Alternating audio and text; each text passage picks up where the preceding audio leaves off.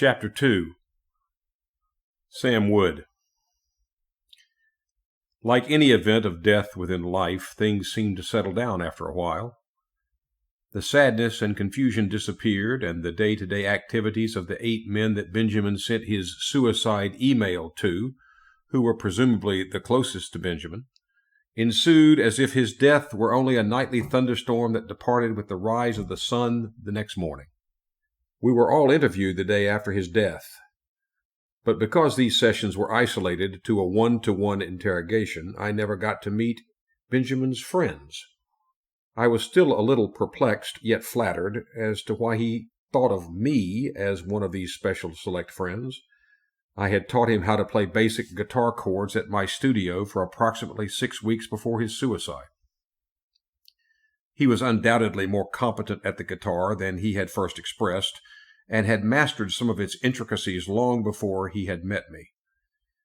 He had seen a photocopied poster lying around in a hairdresser's, I think, and admired its honesty. Beginner's guitar lessons catered for by a semi-professional player with over 10 years' experience, looking to save up and enroll at music college sometime this millennium. £5 an hour, or anything you can afford.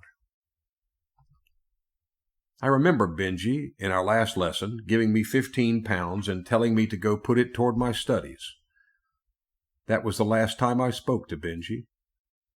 He would always take his watch off before practice and would always slowly put it back on after the practice had finished, keeping his gaze continually fixed to the face of his watch while he completed this resolute task. He would play on a spare guitar that I had lying around the studio, and so, when he left his lesson, he was absolutely free to do as he pleased. He would always walk to my house, and he would always walk out, perhaps meeting his wife, his girlfriend, stopping off at a bar, maybe simply walking home to bed. Of course, there was something mysterious about him. There is mystery in everyone.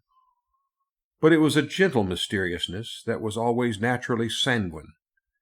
It wasn't a dark, sophisticated mysteriousness, but more like the mysteriousness of old film posters from the 50s that you pick up in auction houses, the mysteriousness of someone you meet on holiday who attempts to speak to you, but you cannot understand what they are saying. I ended up, after an amount of time had passed, as anyone would, bringing my perplexities and curiosities back to earth with the help of my girlfriend Isabel, and the comforting monotonous activities of day-to-day living. But it was Benjamin's email that now hovered in my thoughts. Why write such a lengthy soliloquy? Why did he feel in his last distraught hour the need to communicate those life-defining neuroses he calmly talks about? He obviously did not wish to cathartically expel them, as he states that they will never leave him in peace. Isn't he saying that he is these neuroses and nothing else? I soon began losing sleep to the idea that he was telling his faithful readers something else. I began thinking that he had entrusted some secret message to me, to the world, and its meaning lay hidden deep within his suicidal message. I began to wonder what this event was that simultaneously split his life into a past and future Benjamin Flew. Did he want us to discover it somehow, to unright his wrongs? Was he asking us to find this event in ourselves, and hence set out on our own personal voyage of self-discovery?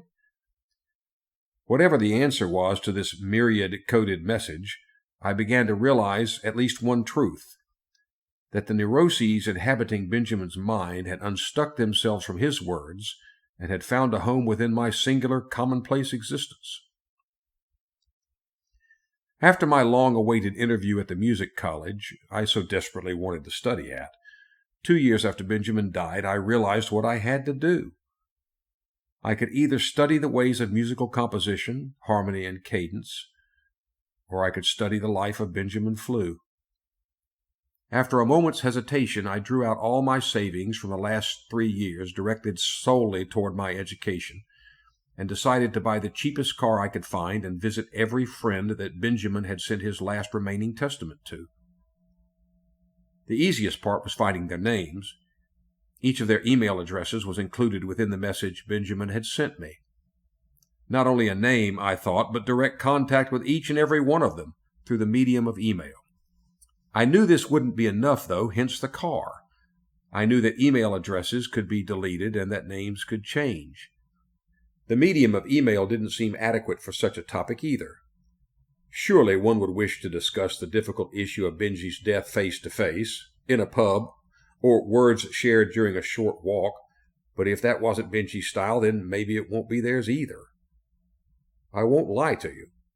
Of course I was looking to fill the immediate present with adventure and unknowing. I didn't want to just sit at home emailing 7 people waiting for them to get back to me. It was much more than that. Benjamin's letter, even from the beginning all those years ago, suggested something to me about my own life in the form of questions. Who am I? What is it that I am meant to be? What is it that I am meant to do? Perhaps I was traveling to find myself. After all, I am down on the list as one of these recipients. Isabel would not be happy with my decision to roam around the country, meeting strangers, sleeping in hotels, and probably drinking a lot. But they weren't strangers, they were Benji's most trusted friends. And through that trust, they would become my friends too. As it happens, Isabel was not unhappy because I had told her that I had enrolled at music college and would be away for 2 weeks watching various music recitals. I told her we had been thrown into the course, I think those were my words, and that I could not afford to miss such a valuable experience if I were to prove worthy of such a prestigious institution. What could she say? She knew how long it had taken me to save the money. She believed I was worthy of a degree. She knew it was important to me to make a good first impression. She looked at me with this perfect mixture of casualness and concern that only women seem to be able to pull off, and the rest is history. We slept together that night for the first time in 3 months. I slept a peaceful sleep in Isabel's arms. I dreamt of 3 discontinuous environments without narrative. I dreamt of exotic birds and plants like the ones in Henri Rousseau's paintings. I dreamt of a farmer's market in Iowa lit up beautifully at night, serving chili from out of these giant steaming cooking pots. And I dreamt of a little boy sulking in an indoor swimming pool. The next day I met up with a private dealer who was selling his car on the internet and gave him £600 for it up front. His dog, I assume it was his, was barking hysterically at me throughout the proceedings, and I could see 2 clocks adjacent to one another, telling different times, in the hallway of the man's house, through the front door he had left open. I drove back home whilst Isabel was at a dance audition and picked up a few clothes, some CDs for the car, my laptop, and the usual toiletries. I left a note on the fridge for Isabel that read, Izzy, Izzy, Izzy, I'm sure you'll enjoy the peace and quiet whilst I'm gone. My phone is fully charged. Miss you already. Love you. Sam. Kisses. I locked the front door behind me and got into the car with all my stuff. The truth was, I did miss her already. I really didn't know what I was doing. I was already beginning to feel a bit gloomy. This obviously wasn't a good start. I drove to a 24-hour service station toward the motorway, parked the car, and got out my laptop in order to write a message to Benjamin's other 7 friends. I could write the message on my laptop. I write best on laptops with a proper keyboard, and then copy them over to my phone in order to send, the perks of infinite Wi-Fi roaming access. After floundering for an hour and overthinking, buying several large coffees from the service station and smoking half a pack of cigarettes, I got to work. Dear, insert here. I hope this email finds you well. I am writing to you about one of our beloved lost friends, Benjamin Flew. I was a good friend of Benjamin's, and it had occurred to me that I had never been introduced to any of his friends. Would you be interested in meeting up and having a chat? It has been almost 2.5 years since his death, and I really wish to know a bit more about the man he was, and indeed the friends he had. I will be free for the next couple of weeks, and I am happy to travel a fair way. Anyway, you have my email. Hope you get in touch. Blessings. Sam. These were the thoughts going through my mind as I stared upon my 12 lines of text hovering above a backlit computer screen. Can I send this one message to all the recipients, or would I have to tailor each email for each individual? But I don't know what is individual about any of them. But surely I can't attach all the recipients in one message, because they will see that I have just bunched them all together. But this is what Benji had done, right? Had not I seen the email earlier? What if no one replies for a few days? Weeks? What am I meant to do in the meantime? Sit in my car drinking large coffees, smoking cigarettes, fully aware that my girlfriend is 9 miles away deciding which shower gel to use? I thought about everything over the next few minutes. Probably not everything, but lots of things, many things I had not thought about before. I sat in my car and thought about whether the car fumes of a neighboring motorway would affect the fields of crops next to it. I knew a man who got asthmatic every time he visited his girlfriend's auntie's house because of the traffic fumes nearby, and I wondered if cabbages got asthmatic. I thought about the teenager who served me at my coffee and wondered about how many things might have changed since I was a teenager. Is teenage depression still a thing? Do teenagers still hate their parents and then realize later on in life that you can actually happily talk to them about what types of things you can put in a curry or what the best way to boil an egg is? When you get really old and live in a bungalow or an old person's home, do you do very little and embrace the little things in life because all of your brain cells have gone, or because you are slowly training yourself to accept the fact that the world will soon cease to assist you? Or perhaps you have filled such a large quota of experience that you slowly learn to adapt to the circadian rhythm of an indifferent universe. Or maybe you really do just wake up one day and want to take a trip to the shops and buy a low-maintenance miniature garden for your windowsill. I sent each email to the desired recipient individually with exactly the same content. I had to make some guesswork as to their full names. Some were easy. Brian_Rose35 @yahoo.com, Terry Organ77 @hotmail.com, J. Macaulay @parkcourts.ac.uk. Some were verging on downright weird. Celine@night @gmail.com, You and Whose Army @btconnect.com, The Most Handsome Man Alive @AOL.com, Serialkiller56 @gmail.com. In the event of such addresses, I either decided on their gender, or wrote sir or madam, or gave up and put both. Nothing more to do now but wait.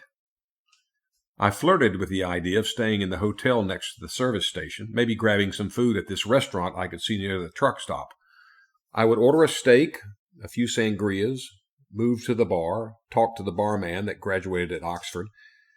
He would tell me why he packed it all in, the money, the success, just so he could quietly clean glasses, make cocktails, and talk to normal people. Doesn't that all sound fun? I glanced at the storage compartment on the inside of the car door and scanned the spines of the CDs I had brought with me. Brouwer, Guitar Music, Volume 1. Boccherini, String Quintets. Georges Bizet's Carmen. Essential Purcell, and Bartók's 6 Quartets. As my eyes skimmed the environment around me, I felt them glazing over a little. Evening was coming, and its blacks, yellows, blues, and purples were filling up the world, starting with my car. In a world full of so much obscurity and chaos, sleeping seems like an almost too simple phenomenon. I quickly realized that everyone has once been sleepy like a child. Caesar, Pontius Pilate, Napoleon, Hitler, all yawning and ready for bed. My eyes returned to the electronically lit screen on my mobile phone, and to my surprise I had received an email. Already? I thought to myself. It filled me with genuine excitement. What will this lead to? What will happen next? It was as if I were making my own story with the help of a few email addresses. I was to become quickly disappointed, however. The message read, "Many thanks for your email. I am on annual leave on Monday, 10th April, and on a research trip on Tuesday, 11th April. I will respond to your email on or soon after Wednesday, 12th April. If it is an urgent postgraduate research matter, please contact Lynn Johnson at ljohnson@parkcourts.ac.uk. Regards, Professor James Macaulay." I strongly believed at that moment that whoever invented the auto-reply message was a twit. Who is too important and busy to check their emails once a day?